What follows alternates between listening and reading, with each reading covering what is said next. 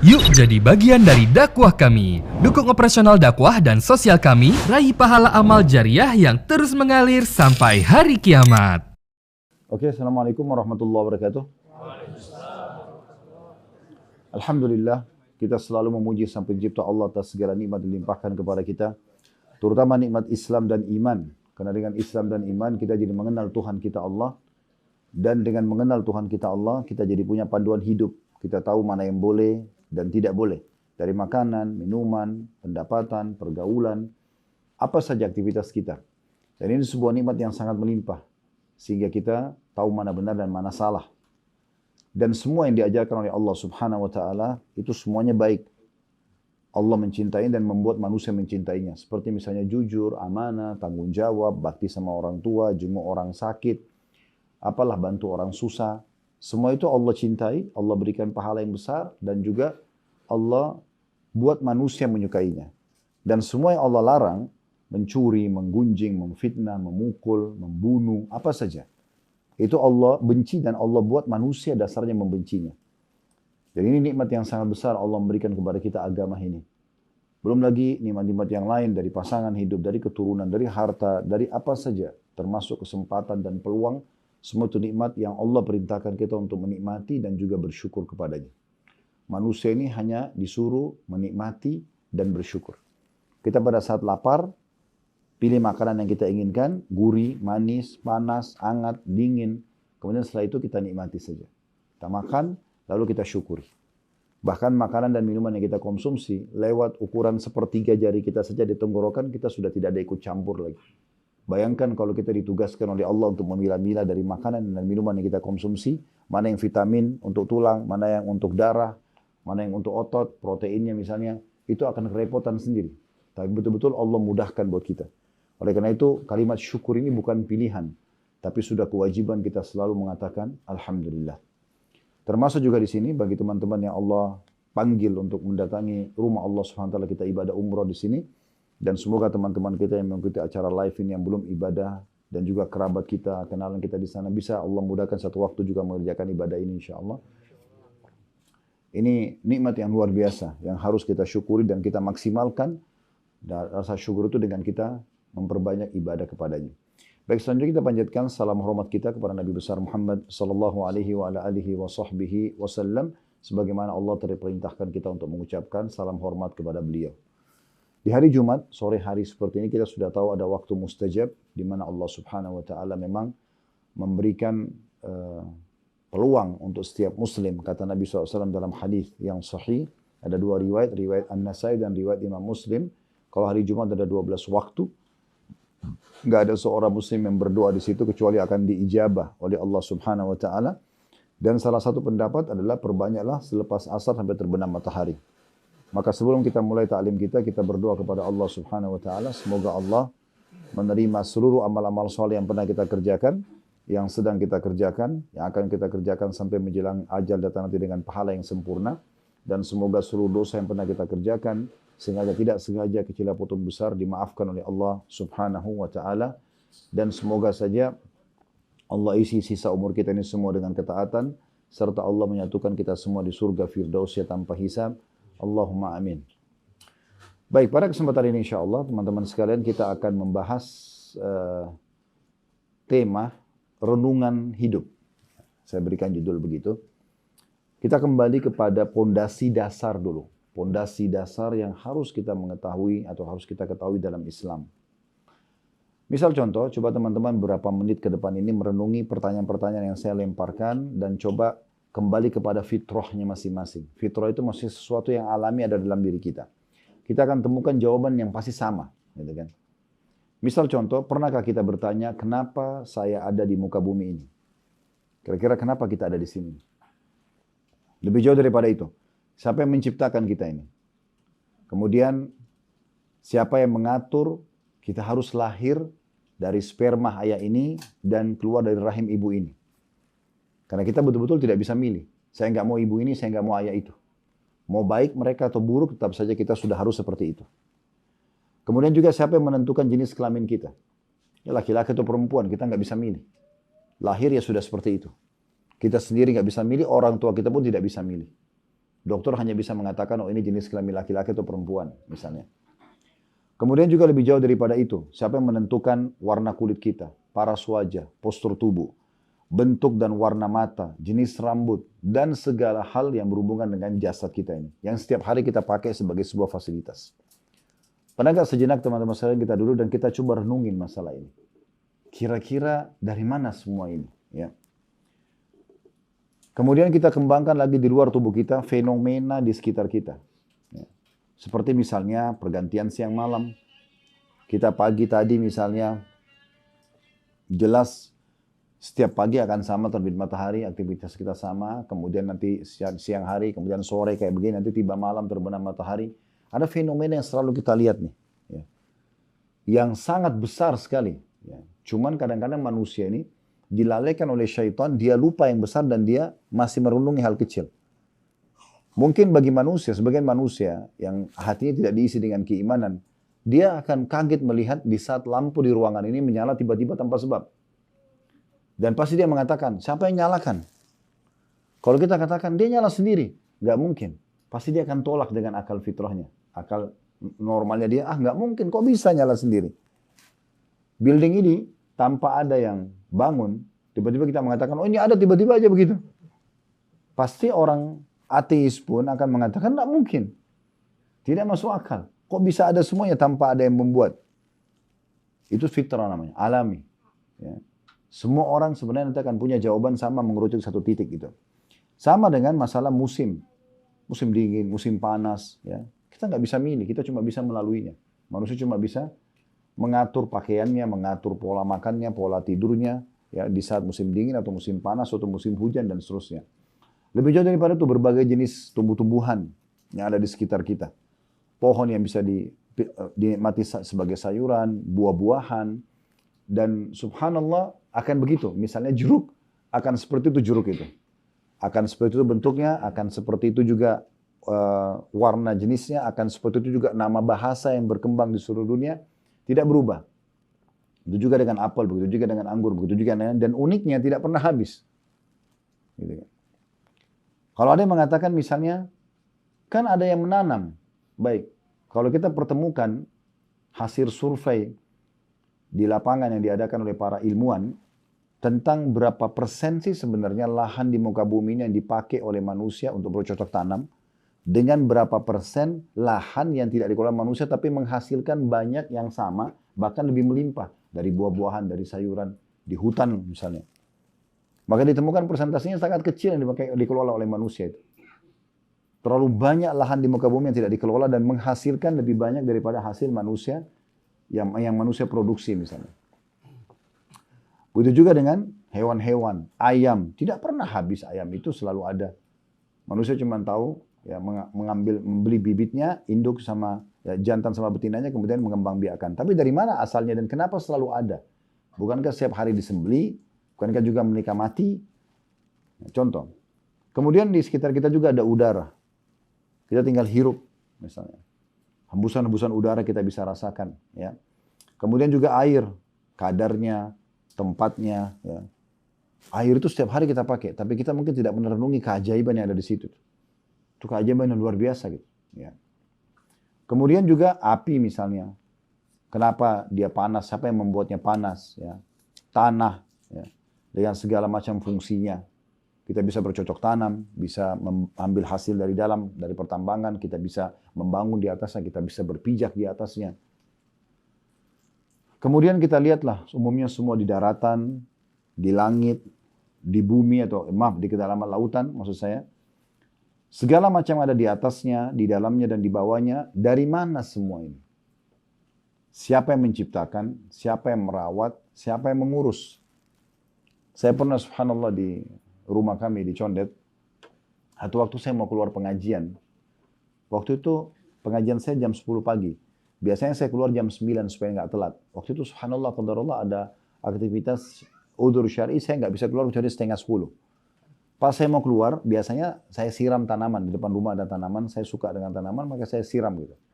Waktu itu saya berpikir, pilih antara saya siram tanaman, ini juga makhluk Allah punya hak untuk saya siram gitu kan. Dan kita kalau niatkan itu untuk memberikan hak makhluk Allah, kita dapat pahala. atau saya dahulukan pengajian saya. Dalam kondisi saya ngambil selang untuk nyiram, subhanallah waktu itu terik matahari ada. Tapi tiba-tiba aja hujan, ada hujan, mungkin Bapak Ibu bisa lihat hujan tapi ada terik matahari ya. Yang hitungannya cuma hitungan detik saja. Tidak tahu dari mana hujan itu, subhanallah. Kuasa Allah datang hujan itu, menyirami daerah Condet, basah semuanya, cuma hitungan menit. Saya mungkin hitung sekitar 1 menit atau 2 menit saja hujan itu. Tapi semuanya sudah basah. Saya tiba-tiba merenung pada saat itu, subhanallah. Maha kuasa sang pencipta ini. Saya untuk menyiram 5 kali 5 meter aja ini butuh waktu paling tidak setengah jam. Tapi dalam hitungan detik bisa dibasahi semua seketika. Siapa yang mengatur awan itu, kadar air itu, kapan dia tertuang, kapan dia berhenti. Ini luar biasa ini, sangat sistematis. Ya. Kita tahu halaman kita kalau kita tidak rawat maka akan kacau semuanya. Bagaimana dengan hutan yang lebat ini? Muka bumi ini, lautan ini, dan luar biasa. Ya. Begitu juga dengan sakit misalnya. Sakit, orang yang rasakan sakit, atau penyakitnya sendiri. Begitu juga dengan kematian. Siapa yang ciptakan itu? Kita cuma tahu ini, oh ini penyakit ini namanya, penyakit ini namanya. Tapi dari mana nih? Siapa yang ciptakan penyakit? Harus ada. Nggak mungkin dia ada tiba-tiba. Gitu kan? Orang yang merasakan sakit, kenapa dia bisa merasakan sakit? Mungkin bahasa-bahasa medis, mungkin ketahanan tubuhnya lagi lemah, mungkin ini, mungkin alasan banyak gitu kan. Tapi kan tetap saja ada satu pertanyaan yang butuh jawaban di sini. Siapa yang mengenakan orang ini penyakit itu? Kenapa orang yang sama, diterpa udara yang sama, di lokasi yang sama, mungkin saja makan makanan yang sama tapi tidak kena. Gitu kan? Kenapa ada perempuan sama-sama dituangkan sperma dari laki-laki, sama laki-laki dan perempuan, ini hamil, ini enggak? Kenapa? Banyak sekali. Jadi memang ada, jelas sekali ini ada satu sistem yang sangat rapi dan mengatur semua itu. Nah itu. Jadi sakit, penyakit, serta kematian, siapa yang menciptakan, siapa yang mengatur, yang menyembuhkan, dan siapa yang mengakhiri hidup seseorang. Tadinya sehat, ngobrol, tiba-tiba meninggal. Kalau sudah meninggal nggak bisa lagi dihidupkan. Mau pakai cara apapun nggak bisa gitu. Ya. Saya pernah bicara dengan salah satu dokter spesialis senior, beliau sudah meninggal di Jakarta. Kami bicara tentang bagaimana campur tangan sang pencipta Allah dalam keajaiban kehidupan ini. Dia bicara di alam medisnya, dia bilang ada satu orang dulu kena penyakit sangat berat di Amerika dan diadakan operasi, datangkan semua pakar waktu itu. Dan menurut medis ini berhasil. Dan mereka semua bersorak-sorak pada saat dianggap berhasil, dalam hitungan menit setelah itu orang itu meninggal.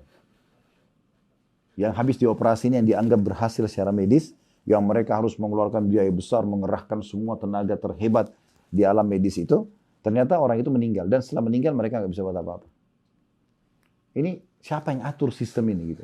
Harus ada. Ini semua yang membuat orang-orang ateis bingung. Mereka bingung. Mereka selalu kalau lihat di depannya, ini dari mana? Kalau pernah dengar Darwin ya, sampai dia mengeluarkan teori manusia dari kera. Dan banyak teori-teori yang unik yang lain gitu. Bagaimana? Karena dia ingin menolak ada Tuhan namanya Allah, maka dia membuatlah teori-teori menurut dia. Teori yang sudah masyhur, kalau manusia dari kera. Dibuatlah ilustrasi gambar kera yang bungkuk, tiba-tiba rontok bulunya, tiba-tiba bungkuknya lurus jadi manusia. Subhanallah, saya pernah dapat satu informasi dan akurat. Terjadi perdebatan antara pengikut Darwin di Amerika. Ini orang-orang ateis sama orang-orang Nasrani, bukan Muslim. Tapi yang Nasrani yakin ada Tuhan Allah gitu. Ributlah mereka, masuk di pengadilan. Hakimnya bingung, gimana caranya meluruskan ini, mempertemukan. Karena ini bukan pertikaian antara surat tanah, bukan harta benda, ini keyakinan. Tapi tiba-tiba hakimnya bilang begini. Ya. Ini kita cuma ambil ibrah dan pelajaran. Begini saja, yang mengaku turunan kera ke sebelah kanan saya. Maaf, ini yang sebelah kanan, bukan di sini. Di sana. Itu subhanallah yang mengaku mendukung teori Darwin, tidak ada mau yang mengaku turunan kera. Loh katanya manusia dari kera. Ya udah ke sebelah kanan, tidak ada. Akhirnya majelisnya ditutup, udah selesai. Jadi dia begitu. Dan ada satu statement di buku Darwin, sampai dia meninggal masih ada statement itu. Karena dia setiap kali lihat satu hewan, dia harus cari sebelum ditanya oleh muridnya, ini hewan dari mana asalnya. Kan bagi dia burung-burungnya itu dari kadal. Ya kan? Nanti kadal itu tiba-tiba keluar sayap, bisa terbang. Nah dia pernah mau ngajar muridnya, dan dia dihadang oleh burung merak. Burung merak ini tidak ganggu dia. cuma lewat depan Darwin, terus kepakin ekornya gitu, sayapnya. Kan indah sekali kan, bagus sekali. Maka dia terus berpikir, burung merak ini dari mana asalnya? Begitu pikiran Darwin waktu itu. Akhirnya dia tulis di bukunya, dia bilang, saya terus muak kalau saya mengingat burung merak yang menghadang jalan saya karena saya tidak tahu dari mana asalnya. Seorang ilmuwan ateis yang dianggap sudah paling hebat, gitu kan, meninggal dalam kondisi tidak tahu merak dari mana. Begitu luar biasa. Ada satu filosof Arab namanya Ihya Abul Madi. Ihya Abul Madi ini, dia menyusun ribuan syair, semua isinya nolak ada Tuhan. Mana Tuhan? Kalau ada lihatkan saya mau ketemu, saya mau ngobrol, bantah semuanya. Ditegakkan dalil, tidak ada yang dia percaya. Nah, orang ateis, gitu kan. Sampai akhirnya pada saat dia mau meninggal, dia menyusun 20 syair, 20 bait syair yang membantah syair dia sendiri. Dia lagi sakit keras di ranjang, di sekitarnya ada murid-muridnya, lalu dia mengatakan begini. Ji'tu, wala adri min aina ji'tu. Dia bilang, saya ini sekarang, dalam kondisi saya lagi di ranjang begini, saya mulai bertanya, dari mana asal saya? Dan benar-benar saya tidak tahu saya dari mana. Maksudnya kalau saya dari ibu saya dari siapa? Ibunya lagi. Ibunya siapa lagi? Ibunya lagi. Siapa yang awal nih? Dia sendiri bingung. Padahal awalnya dia nolak Tuhan. Kalau kita kan sederhana sudah. Nabi Adam yang pertama, istrinya Hawa. Ciptakan dari tanah, clear. Kau usah pusingin, habisin energi untuk pikir itu. Selesai. Tapi dia begitu. Dia bilang, fawajidtu amami tariq. Setelah itu saya dapat di depan mata saya sebuah sistem. Masyaitu dzalika syi'tu am abaitu. Saya harus lalui, saya suka atau saya tidak suka. Kayak pergantian siang malam. Mau nggak mau, harus kita laluin. Gitu kan? Sekarang fungsi anggota tubuh. Kuping mendengar, mata melihat, hidung menghirup, bibir dan lidah ini mengucap dan mengecap, tangan menjamah, kaki melangkah. Siapa di antara kita yang bisa mengalih fungsikannya? Misalnya dia makan dari kupingnya. Bisa nggak? Ini kan sistem ya. Loh, siapa yang buat sistem ini? Dia sendiri bingung. Ini sistem ini ada, saya mau nggak mau harus saya lalui. Dia bilang gitu. Terus saja dia mengatakan, kalau saya berbuat salah, siapa yang menilai itu salah? Dan siapa yang akan menghukum saya? Kalau saya berbuat baik, siapa yang menilai itu baik? Dan siapa yang akan memberikan saya balasan? Lastu adri. Saya benar-benar nggak tahu, saya benar-benar nggak tahu. Terus dia dalam kecamuk kebingungannya sampai terakhir waktu dia mau meninggal, dia bilang begini, am li hadza lughzun halun am la? Apakah teka-teki ini ada yang punya jawabannya atau tidak? Meninggal dalam kondisi bingung. Inilah tokoh-tokoh ateis. Mereka meninggal dalam tidak tahu burung merak itu dari mana. Yang satu tidak tahu kenapa dia ada di muka bumi ini. Dari mana asalnya, semua kebingungan. Nah, yang tadi saya bilang di awal, kita ingin menjadikan sebagai runang hidup pondasi dasarnya. Bagi seorang muslim, semua pertanyaan tadi yang panjang lebar saya sampaikan itu dijawab dengan satu kata saja. La ilaha illallah. Itu katanya. La ma'buda bihaqqin illallah. Tidak ada Tuhan, pencipta, pemilik, penguasa yang berhak disembah kecuali dia. Kita lihat di langit, terjangkau atau tidak terjangkau oleh mata kita, la ilaha illallah. Udah. Yang ciptakan, yang ngurus, yang mengubah, yang menghilangkan nanti Allah. Di bumi, semua yang kita lihat, jangkau atau tidak jangkau. La ilaha illallah. Pohon, hewan-hewan, manusia, populasi, segala macam lah, gitu kan. Di lautan, apa saja di sana? Sama. Lautan kita tahu 5 kali lipat lebih besar daripada daratan. Itu semuanya juga sama, la ilaha illallah. Selesai, clear. Satu kata menjawab semuanya. Nggak ada kebingungan, gitu kan. Ini poin yang luar biasa, ini dasar sekali, ya. Jadi tidak ada yang menciptakan, tidak ada yang mengadakan, tidak ada yang mengatur, tidak ada yang memusnahkan kecuali Allah. Itu dasar sekali. Teman-teman tahu nggak, selama 23 tahun dari masa hidup Nabi Muhammad SAW, 13 tahun di kota ini, dan 10 tahun di fase Madinah, ya, ada dikenal dalam Al-Quran namanya ayat Al-Quran, ayat Makkiyah dan Madaniyah. Makkiyah berarti turun di Mekah.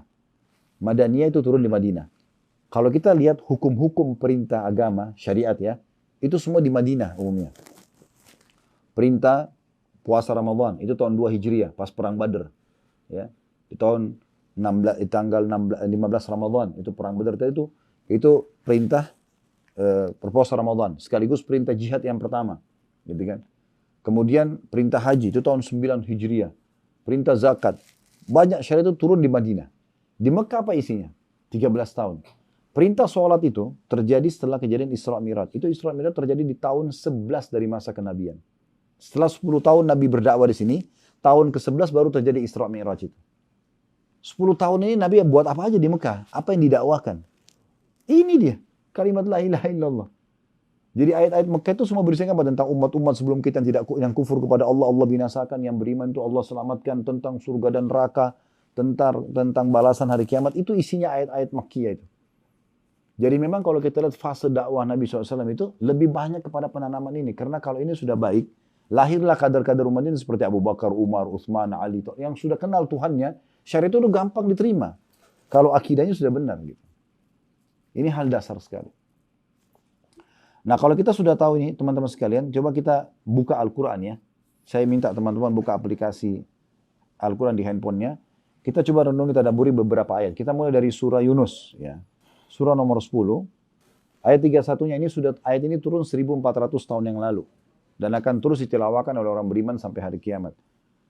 Allah yang tadi kita yakini dengan la ilaha illallah mengatakan kul may yarzuqukum minas sama'i wal ardi amma yamlikus sam'a wal absara wa may yukhrijul hayya minal mayyit wa yukhrijul mayyita minal hayy wa may yudabbirul amr fasayaquluna Allah faqul afala tattaqun.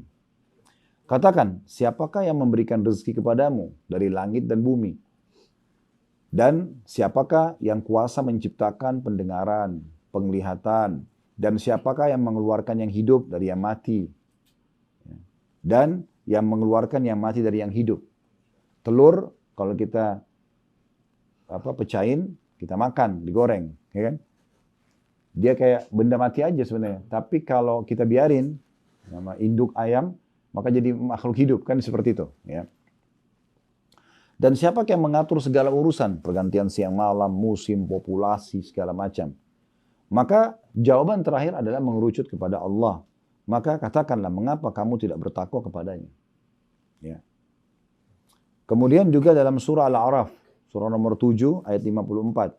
Inna rabbakumullahu alladhi khalaqas samawati wal arda fi sittati ayyamin thumma istawa 'alal 'arsyi yughshil laila an-nahara yatlubuhu hasithan wasyamsa wal qamara wan nujuma musakhkharatin bi amri ala lahul khalqu wal amru tabarakallahu rabbul alamin.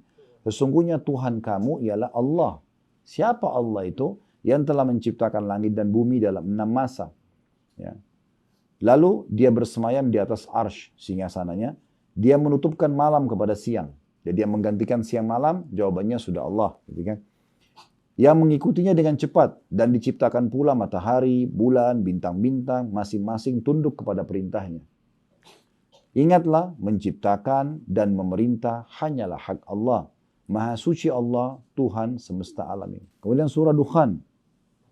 Ya, surah nomor 44. Atau bisa juga surah Ar-Rum dulu ya, surah nomor 30.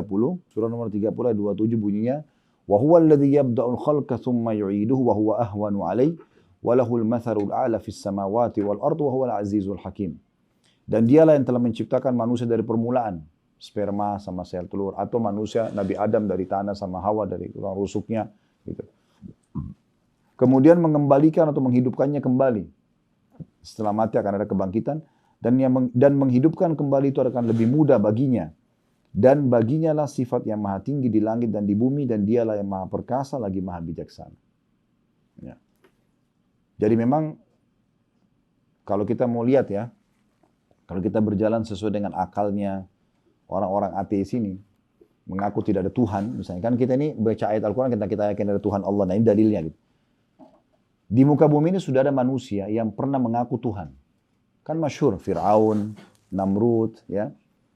Kalau Namrud sudah tidak kelihatan jasadnya karena memang Allah tidak janjikan akan dikekang. Tapi kalau Fir'aun, kita bisa searching sekarang lihat Ramses kesekian yang hidup di masa Nabi Musa sampai hari ini masih ada. Kami pernah buat tour paket umrah plus Mesir. Kami datang ke museumnya itu di Kairo, masuk ke tempat muminya Fir'aun. Kurang lebih mungkin 170 atau 175 mungkin tingginya. Tidak terlalu tinggi gitu. Tapi kan dia masih nampak mukanya walaupun dia mengeriput ya. Terus ada satu jemaah tanya saya, Ustaz, ini Fir'aun yang mengaku Tuhan di zaman Nabi Musa. Lah iya, ini orangnya. Allah kekalkan jasadnya. Allah sebutkan dalam Al-Quran, kami akan selamatkan jasadmu hari ini agar menjadi tanda-tanda kebesaran kami. Tahu nggak teman-teman sekalian Fir'aun di masa hidupnya itu? Dia itu lahir di kerajaan, dia anak raja, pasukan perangnya nggak pernah kalah. Ya, wilayah kekuasaannya menguasai kurang lebih setengah dunia, seluruh Afrika itu dikuasai sama dia pada saat itu. Orangnya tampan, ya, punya harta melimpah, makanya dia ngaku Tuhan. Dan uniknya, kebanyakan masyarakatnya mengakui, ya kamu Tuhan. Karena semua orang ngakui dia Tuhan dikasih hadiah. Gitu kan. Iya. Jadi boleh, misalnya dia ngaku, ya Fir'aun Tuhan kami. Oke, mau apa, sapi dikasih, mau tanah dikasih gitu. Di masa itu begitu. Jadi mereka tiap hari itu datang nyembah-nyembah Fir'aun lalu minta balas, dikasih. Fir'aun kasih. Gitu. Kalau datanglah Allah utus Nabi Musa untuk mengingatkan, tapi dia tidak mau tahu. Terakhir Allah binasakan. Ya begitulah ujungnya akhirnya nanti kalau orang mengaku Tuhan, kemudian habis ceritanya. Ya, manusia. Dan uniknya, di zaman Fir'aun itu, pernah Allah datangkan ujian, semua air sungai Nil berubah jadi darah. Dan itu berubah jadi darah kalau Fir'aun sama pengikutnya yang kafir pada Nabi Musa itu mau minum. Begitu diambil dengan gelas, berubah jadi darah. Jadi mereka nggak ada air. Tapi kalau Nabi Musa sama orang-orang beriman mau minum, jadi air. Maka mereka seringkali mau merampas air dari orang Bani Israel, tapi kalau mereka ambil, begitu mendekat, bisa diambil, berubah jadi darah lagi. Kuasa Allah. Maka mereka panggil penyihirnya, penyamunnya, lempar tumbal di sungai Nil, nggak ada hasilnya. Maka mereka bicara sama Fir'aun, ini sudah 2 hari nggak ada air. Memang mereka nggak mungkin lebih 3 hari, 4 hari bisa mati gitu kan. Ini nggak ada solusi. Cari solusi nggak ada. Semua sudah kita lakukan. Dukun sudah dipanggil, tumbal sudah dilempar sungai Nil, hewan, bahkan mereka lempar anak gadis sebagai tumbalnya, nggak ada manfaatnya. Lalu apa saran kalian? Kata pengikut Nabi Fir'aun ini begini, tinggal satu yang kita belum coba. Apa itu? Minta sama Tuhannya Musa. Tinggal itu. Kalau yang lain semua sudah kita coba, nggak ada. Kata Fir'aun, kalau gitu minta sama Tuhannya Musa. Panggil Musa. Panggil Musa. Wahai Musa, kau kan ngaku punya Tuhan yang menguasai semua alam semesta ini. Iya benar. Dan itu Tuhan kamu juga, Fir'aun. Enggak, saya belum yakin. Tapi sekarang buat saya yakin. Kamu kan tahu, air sungai ini berubah jadi darah. Kalau seandainya Tuhanmu bisa mengubah menjadi air, kami bisa kembali minum, saya akan beriman pada Tuhan. Nabi Musa mengatakan, benarnya yang kamu bilang. Benar. Di depannya Fir'aun, Nabi Musa angkat tangan. Ya Allah, kembalikanlah ujianmu terhadap sungai Nil ini. Berubah jadi air putih, kembali. Fir'aun coba minum semua. Semua orang minum bisa. Apakah dia beriman? Enggak. Fir'aun mengatakan, oh itu berarti memang sihirnya Musa. Begitu, membangkang terus. Gitu kan. Allah datangkan banyak bukti-bukti, tetap aja dia tidak percaya. Gitu. Jadi seperti itulah gambarannya. Baik, kita lanjutkan dulu tadabbur ayatnya. Kemudian kita ke surah Ad-Dukhan dulu ya, 44. Ini sedikit teracak. Saya susun ini surahnya. Surah Ad-Dukhan ini ayat 7 sampai 8. Ayat 7-nya bunyinya Rabbis samawati wal ardi wa ma bainahuma in kuntum muqinin. Yang merawat alam semesta ini pergantian siang malam, yang menciptakan segala macam, Tuhan yang memelihara langit dan bumi dan apa yang ada di antara keduanya, jika kamu adalah orang-orang yang meyakini. Maksudnya Allah, karena ini kitab Allah. Kemudian ayat 8-nya Allah mengatakan la ilaha illa huwa yuhyi wa yumit rabbukum wa rabbu abaikumul awwalin. Tidak ada Tuhan yang berhak disembah melainkan Dia yang menghidupkan dan yang mematikan. Dialah Tuhanmu dan Tuhan bapak-bapakmu terdahulu. Dikerucutkan kepada situ, ya. Kemudian surah Shafat, surah nomor 37, di ayat 96-nya. Bunyinya, Wallahu khalaqakum wa ma ta'malun. Dan dialah Allah yang menciptakan kamu dan apa saja perbuatanmu itu. Ngantuk, lapar, ya, sedih, senang. Allah mengatakan semua itu satu paket, Allah yang menciptakan. Nah, itu dasarnya. Dan ini cukup banyak ayat-ayat seperti ini ya. Kemudian berhubungan dengan masalah Allah juga mengajak kita berpikir air yang Allah turunkan dari langit. Ya. Sekarang teman-teman sekalian kalau seandainya keran air kamar mandi kita tiba-tiba nyala pasti kita kaget kan. Kok bisa? Ya, tadi kita bisa bertanya lampu tiba-tiba nyala, kok bisa gitu kan. Nah kadang-kadang kita kaget dengan hal-hal yang kecil seperti itu, tapi kita tidak kaget dan kagum melihat air turun dari langit. Mungkin apalagi kita di Indonesia karena seringnya musim hujan, jadi dianggap biasa, bahkan lari, takut masuk angin karena air hujan gitu. Sementara Rasulullah SAW kalau hujan itu beliau senyum sekali dan beliau membuka imamahnya dan membuka sebagian bajunya sambil beliau membiarkan air hujan membasahi dan mengatakan sungguh air ini baru turun dari rahmat Tuhannya. Nah Allah tidak ciptakan air baru, ini air yang kita pakai ini air yang sudah dari dulu nih. Didaur ulang aja nih di awan, turun lagi, begitu terus. Gitu. Tidak ada yang baru, tanah ini bukan yang baru. Semua ini tidak ada yang baru. Ya. Manusia ini makhluk terakhir di muka bumi ini. Baik, kita lihat dalam surah, tadi As-Saffat Allah mengatakan Allah ciptakan kalian dan juga perbuatan-perbuatan kalian. Ya. Masalah air hujan Allah sebutkan di 3 surah. Sebenarnya banyaknya tapi ini di antara 3 surah. Surah Toha, surah nomor 20, ayat 53 sampai 54. Alladzi ja'ala lakumul arda mahdan wa salaka lakum fiha subulan wa anzala minas sama'i ma'an fa akhrajna bihi azwajan min nabatin syatta. Allah itu yang telah menjadikan bagimu bumi sebagai hamparan dan yang telah menjadikan bagimu di bumi itu jalan-jalan dan menurunkan dari langit air hujan. Maka kami tumbuhkan dengan air hujan itu berjenis-jenis ya, dari tumbuh-tumbuhan yang bermacam-macam. Kita pernah lihat nggak tanah tandus, bahkan mungkin tanahnya sudah pecah-pecah, turun hujan sebentar, langsung subur, kan gitu. Itu keajaiban yang luar biasa, tapi depan mata, bukti kalau ada sang pencipta yang mengatur itu semua. Ayat 54-nya, Kulu war'au an'amakum inna fi dzalika laayatin liulin nuha. Makanlah dan gembalakanlah binatang-binatang ternakmu, sungguhnya pada demikian itu terdapat tanda-tanda kekuasaan Allah bagi orang yang berakal. Kemudian dalam surah Al-Hijr, surah nomor 15, ayat 22, Allah juga berfirman, Wa arsalna riyaha lawaqiha fa anzalna minas sama'i ma'an fa asqainakumuhu wa ma antum lahu bikhazinin. Dan kami meniupkan angin untuk mengawinkan tumbuh-tumbuhan dan kami turunkan hujan dari langit lalu kami beri minum kamu dengan air itu dan sekali-kali bukanlah kamu yang menyimpannya. Jadi air hujan turun, arahnya kemana air itu ada yang mengaturnya. Kita bahkan tidak pernah tahu akan kemana, ditampung, di mana gitu kan. Ya. Allah menjelaskan kalau Allah yang mengatur semua itu. Kemudian surah Abasa, surah nomor 80, ayat 24 sampai 31 ya. Abasa surah nomor 80 ayat 24 sampai 31.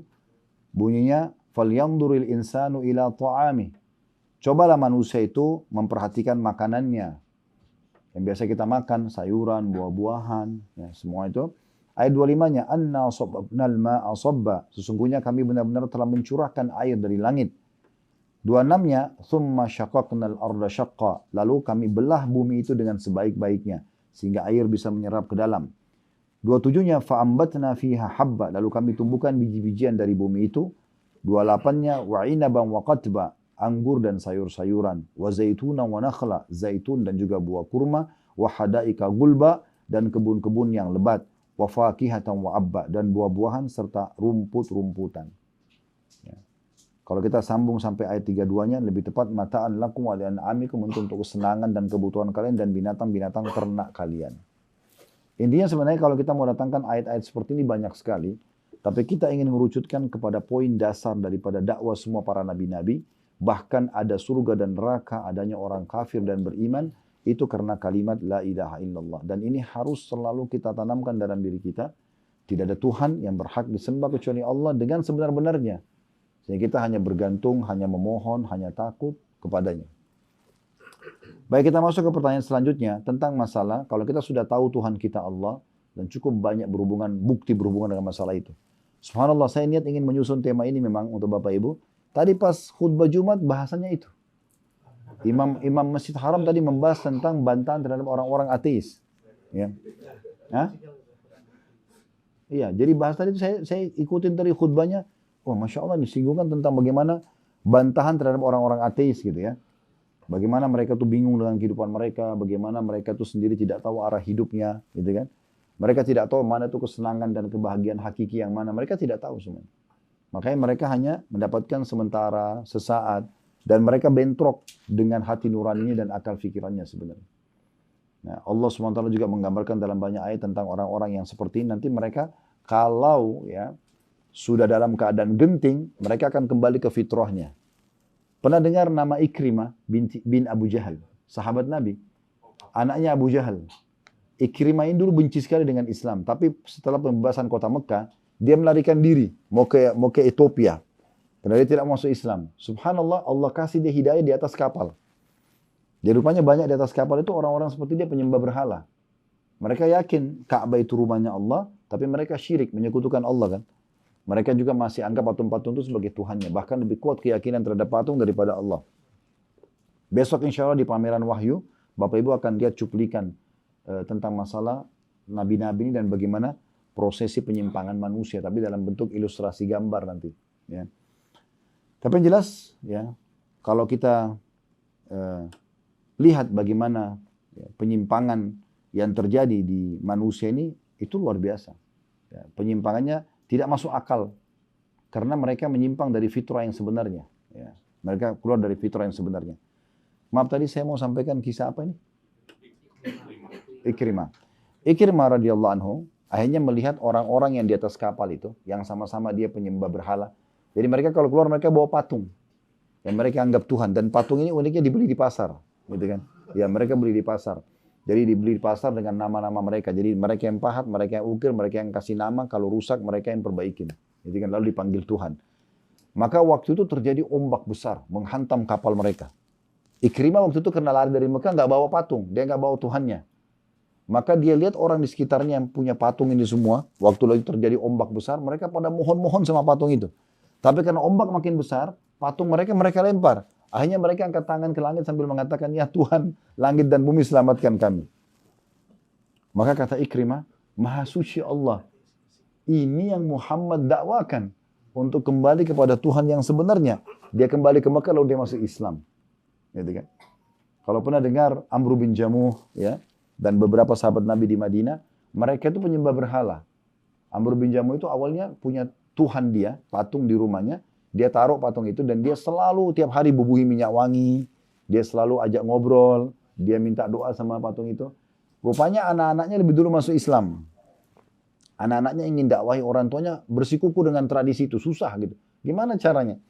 Maka mereka ambil ide, anak-anaknya saja nih, 3 orang anak-anaknya ambil ide, udah malam-malam pada saat ayahnya lagi tidur, mereka ambil patung itu, kemudian mereka ambil baru dibuang di tempat kotoran. Nah, kayak kita di WC begitu ya.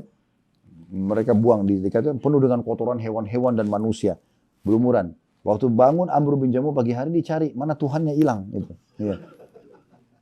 Dia kelilingin tidak ketemu. Dia lihat di sebelah rumahnya rupanya ada di tempat kotoran dan belepotan kotoran yang dianggap selama ini sebagai Tuhan. Maka dia ambil, dibersihin sama dia, dibubui minyak wangi, lalu dia bilang, Tuhan, kenapa kau tidak bela dirimu? Begitu dalam buku sejarah, kalau teman-teman baca kisah Amr bin Jamuh radhiyallahu anhu, itu awal masuk Islamnya gitu. Ini termasuk syuhada yang mati di perang Uhud, ya.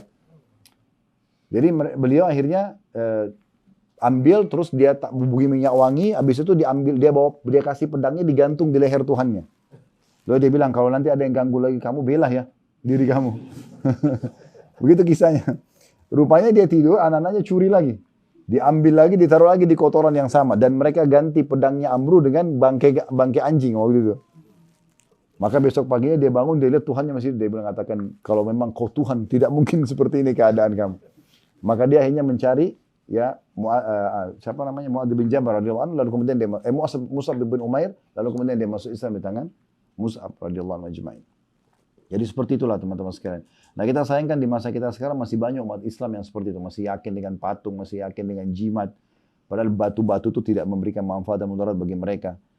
Para sahabat Nabi diajarkan oleh Nabi Muhammad SAW itu selalu bergantung sama Allah dari hal yang terkecil. Sampai kata Nabi SAW, mohonlah kepada Tuhan kalian, walaupun sampai kepada tali sepatu kalian. Tali sepatu kalian. Jadi masa dulu kan orang pakai kulit dipakai di telapak kaki, kemudian sisanya dililit pakai tali ke betis. Ya. Maka kata Nabi SAW itu tali itu tidak ada nilainya, karena murah sekali. Kata Nabi SAW, kalaupun tali kalian ini putus atau hilang, minta kepada Tuhan kalian. Disuruh minta sama Allah gitu. Nah, banyak umat Islam kapan dia memohon sama Allah? Kalau nanti sudah parah sekali penyakitnya, sudah nggak ada solusinya, baru sholat malam, baru berdoa.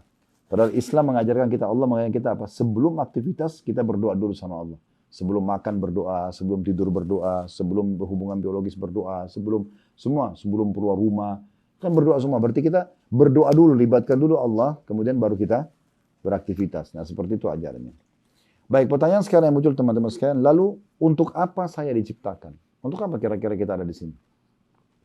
Jawabannya Allah sebutkan dalam surah Az-Zariyat, surah nomor 51 ayat 56. Dasar sekali ini sebenarnya. Wa ma khalaqtul jinna wal insa illa liya'budun. Allah memastikan, aku tidak ciptakan jin dan manusia. Mereka ada di muka bumi ini semua. Kita ini semua ada, kecuali hanya untuk beribadah kepadaku. Itu aja. Jadi kalau orang tanya gini, Ustaz, berarti saya ini ada di sini untuk sholat? Iya jawabannya. Memang hanya untuk sholat. Untuk puasa? Iya. Untuk zakat iya, untuk bakti sama orang tua iya, jenguk orang sakit iya, berzikir iya, berdoa itu memang tujuan utama. Yang lain ini hanya embel-embelnya. Makan, tidur, itu pelengkapnya aja. Kalau kita faham ini, maka kita tidak mungkin meninggalkan tujuan dasar kita diciptakan hanya untuk urusan yang lain. Misalnya kita meeting, tinggalin sholat. Itu nggak mungkin, karena ini meeting, ini hanya embel-embelnya saja. Tapi kenapa kita tinggalin tujuan utamanya? Jadi harus difahami, ini tujuan utama kita diciptakan untuk itu. Untuk itu kita ada di sini. Memang supaya lidah kita selalu berzikir, selalu berdoa, ya kita sholat, ya kita begini haji dan umrah. Itu semua memang tujuannya. Jadi kalau ada tujuan selain daripada ini, berarti sudah bisikan syaitan. Membuat kita menyimpang dari tujuan utama kita. Ya. Ini dasar sekali. Ibnu Taimiyah rahimahullah mengatakan ibadah itu adalah ismun jami' li kulli ma yuhibbullah wa yardah. Nama atau ibadah atau istilah mencakup ya segala sesuatu yang Allah cintai dan ridhoi berupa perkataan dan perbuatan yang batin maupun yang zahir. Saya akan titik beratkan sekarang dalam masalah tujuan kita nih, masalah ibadah. Yang perlu diperhatikan adalah yang pertama, dalam ibadah teman-teman wajib memurnikannya hanya untuk Allah. Tidak boleh ada sekutu bersama Allah dalam ibadah ini. Sekutu berarti partner. Ya. Kalau bahasan ulama tentang syirik atau menyekutukan Allah ada dua. Ada syirik besar, ada syirik kecil. Tapi dua-duanya dosa besar. Syirik besar ini seperti dilakukan oleh masyarakat Mekah dulu. Mereka tawaf di Ka'bah. Mereka tahu kalau ditanya Abu Jahal, Abu Lahab dulu, ini Ka'bah punya siapa? Rumah Allah. Tapi mereka masih datangkan patung. Mereka yakin ini adalah sekutunya Allah. Jadi selain minta doa sama Allah, minta doa juga sama patung itu. Atau mereka jadikan patung perantara dengan Allah. Allah nggak butuh semua itu. Itu yang paling dasar, paling contoh paling jelas masalah syirik besar. Nah sama banyak orang juga begitu dalam sholat. Iyyaka na'budu wa iyyaka nasta'in. Hanya kepadamu kami menyembah, hanya kepadamu kami minta tolong. Habis salam, pergi kuburan dekat masjidnya.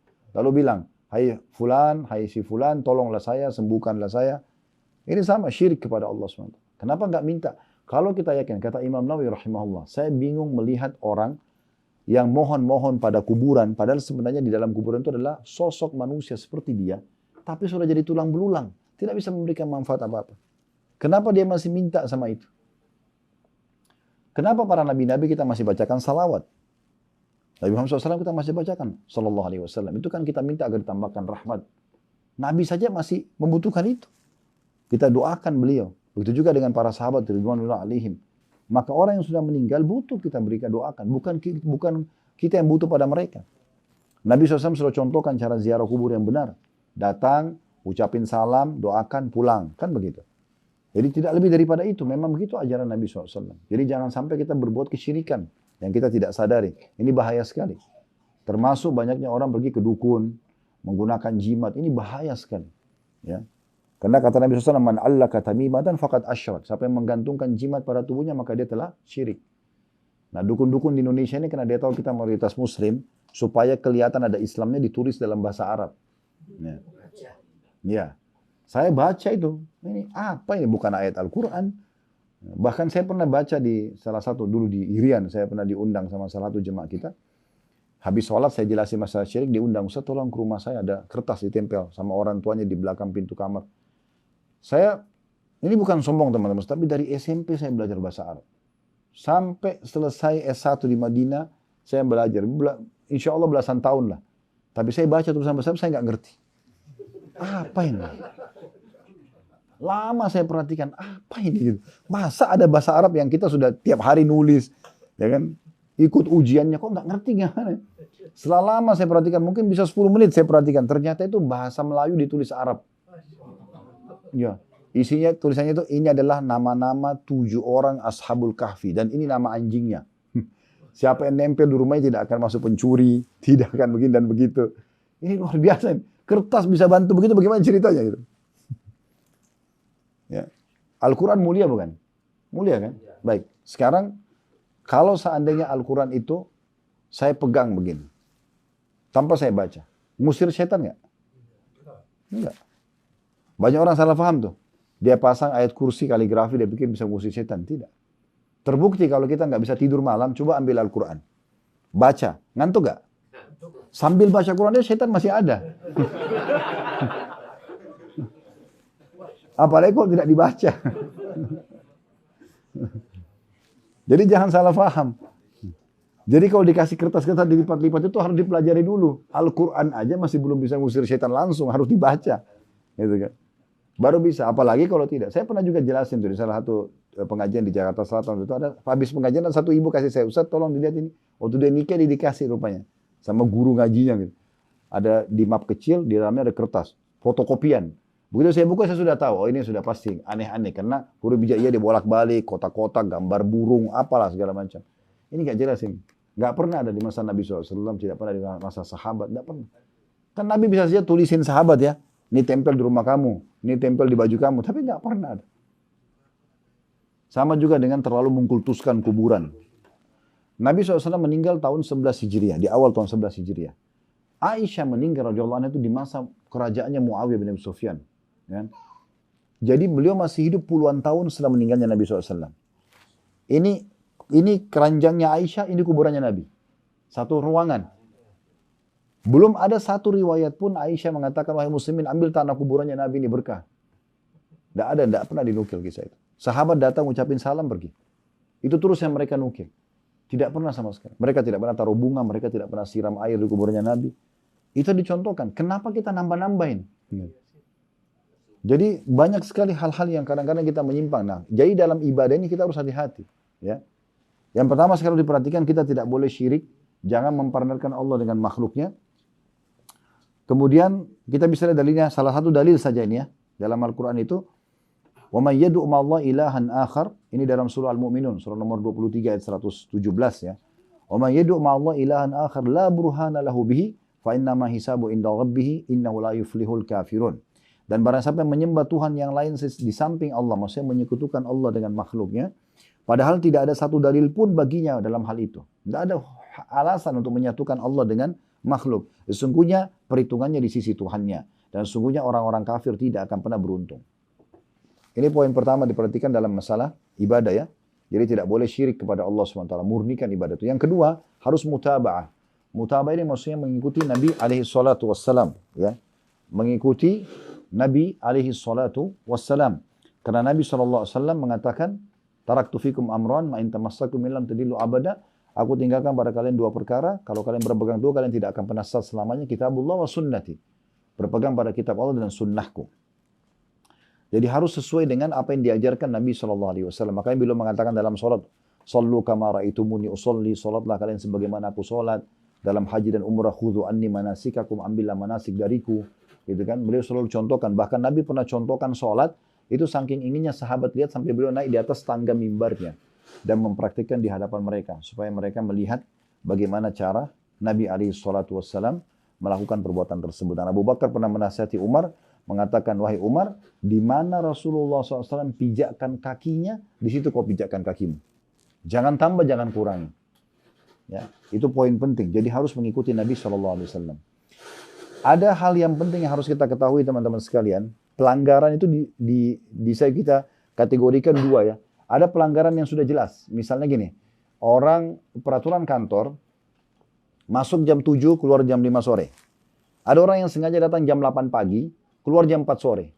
Dari datang telat, keluar lebih cepat. Jelas pelanggaran, orang tahu semua. Disuruh kerjakan A, dia kerjakan yang B misalnya. Nah, ini poin.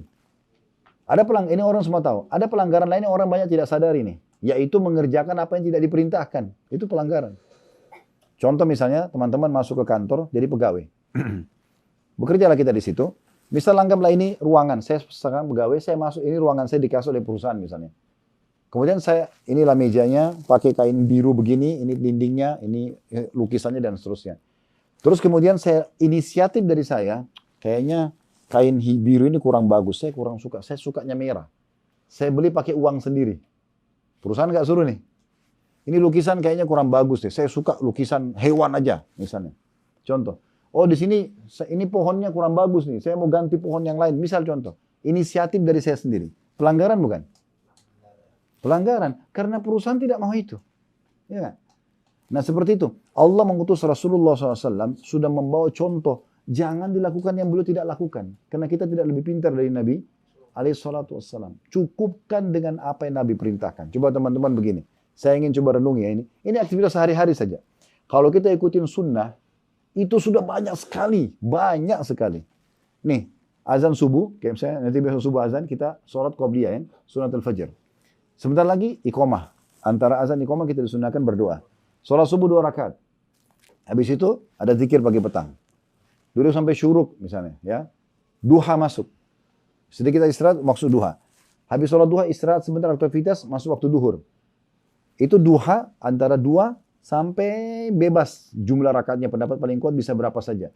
Mau 8, mau 4, mau 12, tidak ada masalah. Kemudian setelah itu masuk waktu duhur. Ada qobliyah duhur 4 rakaat, ada duhur 4 rakaat, ada ba'diyah duhur 4 rakaat. 4, 4, 4. Kata Nabi SAW sampai menjaga 4 rakaat sebelum duhur dan 4 rakaat sudah duhur, Allah akan haramkan baginya api neraka. Begitu 4 rakaat sebelum, 4 rakaat duhur, 4 rakaat sesudah. Ya. Kita istirahat sebentar tuh. Masuk asar, ada sholat qobliyah asar 4 rakaat. Ini kan antara duhur asar kayak tadi kan cepat sekali ya. Makan siang sebentar, sebentar lagi azan asar. Ada qobliyah asar 4 rakaat. Kata Nabi SAW, semoga Allah merahmati seseorang yang menjaga 4 rakaat sebelum asar. Sholat asar 4 rakaat. Gak ada ba'diyah asar karena memang dilarang sholat sunnah pada saat itu ya. Karena iblis mengeluarkan tanduknya kata Nabi SAW. Tapi ada zikir sore. Kayak gini misalnya. Setelah itu istirahat sebentar atau aktivitas maghrib. Ada qobliyah maghrib 2. Ada maghrib 3 rakaat. Ada ba'diyah maghrib 2. Istirahat sebentar isya. Qobliyah isya 2. Isya 4 rakaat. Ba'diyah isya 2 rakaat. Sebentar lagi kita mungkin makan malam untuk aktivitas. Terus tidur. Kalau mau sholat malam ada lagi 11 rakaat. Aktivitas sebentar sudah subuh. Berulang lagi. Ini baru kita bicara sholatnya ini. Ya. Belum kita bicara jenguk orang sakit, menuntut ilmu, mencari rezeki, jenguk orang sakit, bakti orang tua, banyak sekali. Ini aja yang dijaga. Nggak usah buat-buat. Ya. Untuk apa buat-buat? Dan selalu kalau ada alasan mengatakan, kan ini baik. Baik itu harus di mata Allah dan Rasulnya, bukan baik di mata kita. Kalau selalu tolak ukurnya teman-teman baik, maka kira-kira di ruangan ini aja, misalnya ada berapa puluh orang kita, saya 80 orang lebih, Masya Allah, jemaah ini misalnya 80 orang, masing-masing menganggap baik, pasti beda-beda kan? Maka Islam ini akan warna-warni sekali, karena semua orang akan anggap baik sesuai dengan akalnya. Nggak bisa. Harus baik dan benar sesuai dengan Allah dan Rasulnya. Maka kita jadi punya standarisasi. Karena babi haram di Indonesia, haram di Amerika, haram di Australia, haram di Afrika, haram sama. Jilbab wajib bagi wanita dimanapun di muka bumi ini sama. Sholat waktunya sama, tata caranya sama, yang membatalkan sama. Tidak ada yang beda. Kenapa harus banyak perbedaan? Karena itu banyak melahirkan hal yang tidak ada contoh dari Nabi alaihi salatu wassalam. Jadi komitmen dengan sunnah itu penting sekali. Ya. Kalau tidak salah ada perkataan Hanzalah radhiyallahu anhu, beliau mengatakan akan tiba nanti satu masa di mana tidak beliau ambil batu, lalu beliau pertemukan batu itu, kebetulan batu itu retak, pecah. Beliau pisahin lalu beliau satuin lagi. Kan ada celah kena retakan itu ya. Beliau mengatakan akan tiba nanti satu masa tertinggal dari sunnah Nabi SAW seperti celah di antara batu ini. Sisanya orang banyak melakukan tambahan-tambahan. Dan itu sayang sekali. Ya. Kemudian yang ketiga harus diperhatikan adalah selalu minta pertolongan agar Allah mudahkan kita beribadah. Makanya Nabi SAW dalam hadis Bukhari pernah boncengan sama Muadz bin Jabal, lalu beliau mengatakan, Inni la uhibbuka ya Muadz. Hai Muadz, aku sangat mencintaimu. Maka aku sarankan jangan kau tinggalkan dubura kullus shalah. Setiap habis salat kamu ucapkan, Allahumma inni ala dzikrika wa syukrika wa husni ibadat. Apa artinya Allah tolong aku? Kita minta. Ya Allah tolong aku agar aku selalu berzikir kepadamu, bersyukur kepadamu dan menyempurnakan ibadah kepadamu. Karena kalau Allah tidak tolong nggak bisa. Jadi teman-teman kalau Allah nggak mau kita nggak bisa jalani seperti ini, nggak bisa. Nggak bisa duduk pengajian, nggak bisa pergi umroh, nggak bisa sholat, memang begitu. Ada orang yang Allah kasih kesehatan tapi Allah tidak kasih kesempatan untuk ibadah. Ada satu statement menarik. Pernah seseorang ahli maksiat datang kepada Hasan Basri berkata begini, wahai imam kalau gitu tuh kiai ya, wahai imam, saya ini sudah bertahun-tahun bermaksiat kepada Allah tapi nggak pernah saya dihukum. Saya nggak pernah lihat ada hukuman. Sehat aja badannya, rezekinya tetap banyak gitu. Dia ngomong gitu. Kata Hasan Basri, kamu keliru. Sekarang saya mau tanya, sudah berapa tahun kamu tidak pernah sholat 5 waktu, tepat waktu? Dia bilang sudah lama. Sudah berapa lama kamu tidak sholat malam? Dia bilang tidak pernah saya sholat malam. Sudah berapa lama kamu tidak berzikir? Semua ditolak sama dia. Tidak selama lama aku tidak baca Quran. Sudah berapa lama kau tidak bakti sama orang tua? Jadi hampir semua perintah kebaikan dia tidak lakukan. Kata Imam Hasan Basri, itulah hukuman Allah yang terberat pada dirimu. hukuman itu tidak selamanya sakit fisik. Justru jauhnya orang dari zikir kepada Allah, ibadah kepada Allah itu hukuman yang paling berat. Allah subhanahu wa ta'ala membuat orang-orang yang tidak beriman kepada para nabi-nabi sebelum kita, kaum Nabi Lut, kaum Nabi Saleh, kaum Nabi Syuaib, mereka Allah buat karena Allah sudah tahu hati mereka memang tidak mau beriman, selalu menolak kebenaran, maka Allah kunci hatinya. Mereka bangga dengan kemaksiatan sampai mereka binasa dalam keadaan itu. Jadi teman-teman, kalau Allah memudahkan kita bisa berzikir, kita bisa ibadah, itu sebuah cinta Allah SWT, itu nikmat terbesar. Ya. Berapa banyak orang yang kaya raya tapi tidak bisa beribadah. Ya. Kemudian selanjutnya, yang keempat adalah usahakan mengetahui ilmu semua ibadah yang kita mau kerjakan. Kita sedang bicara masalah ibadah ya. Kalau bahasa ceramahnya fadilahnya. Selalu saya tekankan dalam pengajian itu. Kalau Bapak Ibu mau mengerjakan ibadah apapun, jangan kerjakan sampai sudah tahu Bapak Ibu dapat apa kalau kerjakan ibadah itu. Saya dikasih apa sama Allah, itu hak kita. Makanya semua jenis ibadah pasti ada fadilahnya, pasti. Tidak ada yang tidak ada. Semua ada fadilahnya. Ya. Jadi kita baca, mau umroh begini, kemarin kita otomatis sebutkan keutamaan umroh. Jadi kita jadi semangat kan? Nah itu akan membuat kita konsisten untuk menjaga ibadah tersebut. Nah baca fadilah namanya. Kemudian yang kelima, kita bersabar. Ya. Bersabar ini dalam 3 hal. Bersabar dalam mengerjakan ketaatan, bersabar dalam meninggalkan dosa, dan bersabar dalam ujian harian. Ini masuk dalam ibadah. Jadi untuk duduk seperti ini, nunggu, untuk pergi umroh, tinggalkan keluarga, untuk bangun sholat malam kita lagi ngantuk, untuk berpuasa kita lagi haus. Misalnya semua itu butuh kesabaran. Sabar dalam ketaatan kepada Allah. Kemudian yang kedua, sabar terhadap maksiat. Semua kita pasti punya peluang. Untuk berzina, untuk berbohong, untuk menipu. Semua kita punya peluang. Di saat bisikan setan datang, sabar. Tolak itu, jangan iyakan. Ya. Kemudian yang ketiga, sabar terhadap ujian harian. Kayak sakit, gangguan orang, itu ada ujiannya. Nah ini bagian daripada ibadah. Ini bagian daripada ibadah yang harus diperhatikan. Kemudian ini tentu Allah sebutkan dalam surah Al-Asr dalilnya. Wal asr, demi masa hidup kalian di dunia. Innal insana lafi khusr. Manusia semua dalam keadaan rugi. Illal ladzina amanu wa amilus solihat. Kecuali orang yang beriman dan beramal saleh. Wa tawasaw bil haqqi wa tawasaw bis sabr. Saling berwasiatlah tentang kebenaran ini. Saling berwasiatlah agar bersabar dalam kebenaran ini. Kemudian teman-teman sekalian, yang keenam adalah jauhi semua jenis dosa dan pelanggaran. Ini poin penting. Tadi kita singgung dalam masalah sabar, tapi ini saya khususkan poin ke-6, poin penutup di sini, tentang masalah pentingnya seseorang ya, menjauhi semua jenis pelanggaran. Pelanggaran itu berarti konsekuensinya hukuman. Ya. Semua jenis ibadah itu dianjurkan untuk dipelajari dan dikerjakan. Semua jenis dosa dipelajari untuk dijauhi. Contoh misalnya, jujur, kita belajar tentang keutamaannya, kemudian kita praktekin dalam hidup kita. Lawannya bohong, bohong dipelajari untuk dijauhi. Dan tidak usah kita mengatakan, saya mau coba dulu. Misalnya Allah haramkan babi, saya mau tahu dulu kenapa babi dilarang sih? Enggak perlu. Udah haram, selesai, enggak usah diganggu. Gitu. Karena kapan kita masuk ke zona itu, berarti kita harus siap dengan hukuman Allah Subhanahu Wa Taala. Ada satu poin penting yang harus kita garis bawahi. Dalam salah satu sifat Allah adalah, Inna Allah syadidul iqab. Allah itu sangat berat siksaannya. Salah satu maknanya adalah, Allah itu kalau menghukum seorang hamba yang melakukan perbuatan dosa, hukumannya lebih berat daripada perbuatan orang itu. Misal dia berzina sehari, Allah bisa hilangkan dari dia banyak sekali manfaat kebaikan sekian tahun ke depan. Ada sebuah riwayat diangkat oleh Al-Mundhiri dalam kitab Targhib Tarhib beliau, dan disahihkan oleh Syekh Albani hadisnya. Ada seorang dari Bani Israel dulu, beliau menyembah Allah 60 tahun. 60 tahun ibadah, enggak pernah berbuat dosa kepada Allah.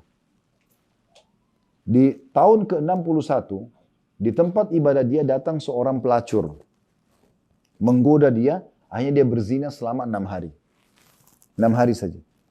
Waktu orang ini meninggal, ditimbang dosanya 6 hari zina sama ibadah 60 tahun, itu 60 tahun dikalahkan sama zina 6 hari.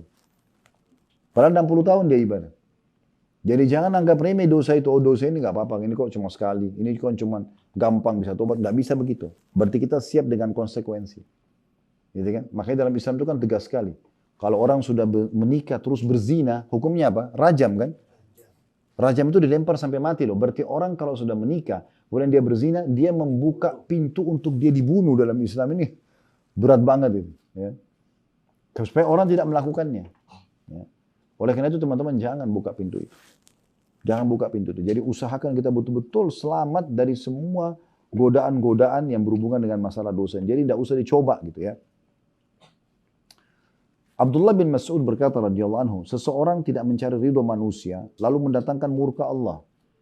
Ini contoh salah satu dosa yang orang banyak lakukan untuk membuat atasannya ridho, mertuanya, orang tuanya, sahabatnya. Maka dia tidak boleh apakah ini datangkan murka Allah atau tidak. Ini bahaya sekali.